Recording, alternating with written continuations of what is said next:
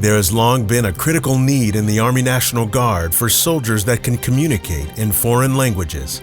From establishing and building relationships with foreign partners to gathering intelligence on enemy activities, soldiers that are fluent in foreign languages play a crucial role in mission success. To obtain the skills needed to fulfill that role, Army National Guard soldiers are sent here to the Defense Language Institute Foreign Language Center in Monterey, California. Specializing in culturally based foreign language education, this highly renowned facility trains service members from all branches to become proficient users of their target language. November 1941, we were created as anticipation of possible conflict with the Japanese Empire at that time. And so originally started out as a mechanism to train people that had Japanese language skills how to be interpreters and translators.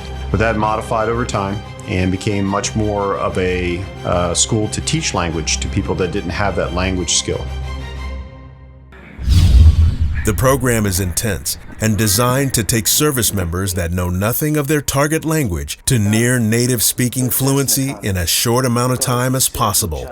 To achieve that goal, the instructors immediately immerse the students into the language and culture they have been sent here to study.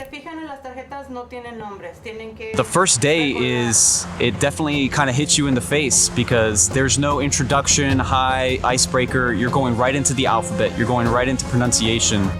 When we first showed up, our teachers almost immediately started speaking in Farsi and were showing us the alphabet and the letters, and it's unlike anything I'd ever seen before. Our courses here are 6 to 7 hours a day for 5 days a week with 2 to 3 hours of homework. And it's the only thing you're studying, so it's incredibly intense. However, that intensity will help us get students to a very high level of language proficiency in a short amount of time. It's like trying to drink from a fire hose. It's definitely a ridiculously high volume of vocabulary words every day. Constantly learning new grammar concepts, and then that's only half the course. The other half is learning and understanding the culture behind and around the language that you're learning in order to contextualize the expressions and understand the culture that goes along with the language. That cultural aspect is one of the things that sets the program here apart. To make sure the students fully understand the nuances of the language they are studying, the Defense Language Institute uses instructors that have a unique advantage. About 98% plus of our instructors are native speakers of the languages they teach. They come from, I think on last count, close to 90 plus countries around the world.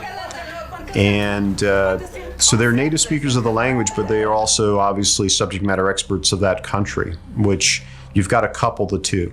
I think it's extremely important that they have native speaking teachers here because they're not just teaching us from the book, they're not just teaching us lessons from university, but they're able to give us their personal experience maybe from being in the country, the jokes that they know, the idioms that they know, and really teach us the culture with the language and not just the language itself. Being able to understand the culture, understand the history, the sociology of the people that speak that language is incredibly important, especially when you're trying to reach higher proficiency levels. Just reciting the facts, knowing the who, what, where, when, why, that's okay. But we're trying to get our graduates to the point where they can read between the lines, they understand humor, they understand argumentation. They really begin to anticipate where the language is leading a discussion. The instructors expose their students to all aspects of their native cultures and encourage them to dive deep into the day-to-day lives of the people living in them. Pretty early on, our teachers emphasized trying to listen to Persian music or trying Persian food or things of that nature. And probably since like week 2, I've listened to music in Farsi almost every day.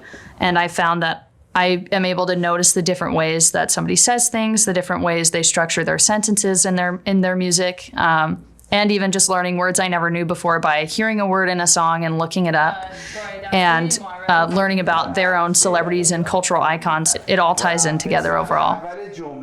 That gives you the chance to put your language into practice and to observe the courtesies and customs connected to the language you're learning in a real way that brings home the utility of the language and how it's going to be applied. Learning more than just words, it keeps us activated in class, right? We're not just opening a dictionary and learning the words of the day. We're taking those words and we're finding them in the news.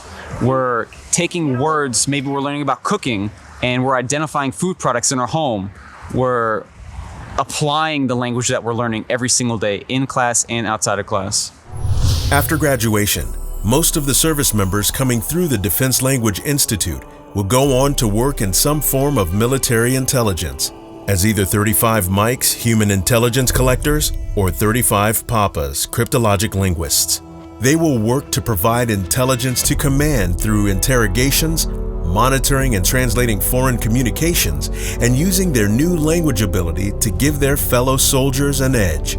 The skills they obtain will also help them further down the road, making them highly qualified for employment with government agencies, law enforcement, and as analysts and communicators for companies that have interests with foreign partners. My county has a massive population of communities from Mexico, all over Central and South America. And those people need my help as much as everyone else in my county.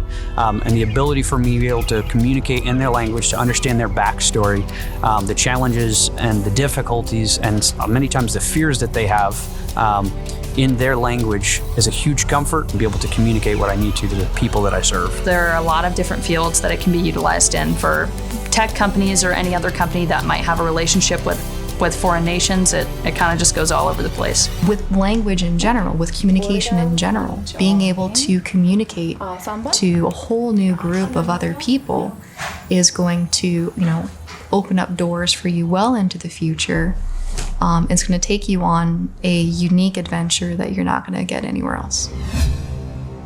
These Army National Guard soldiers will leave here to continue their part-time service, having accomplished one of the most difficult tasks any service member can attempt.